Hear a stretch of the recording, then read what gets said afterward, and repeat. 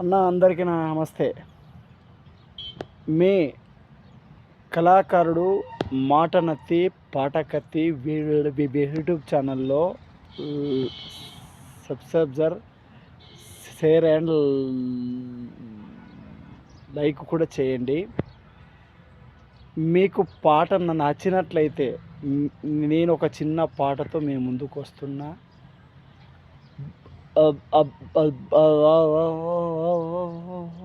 భార్య మీద ఒక మంచి పాట. బతుకు మీద ఒక ఆశ ఉంటే ఏమని చెప్పాలి, భార్య మీద ఒక పాట అంటేనే ఎంతని పాడాలి.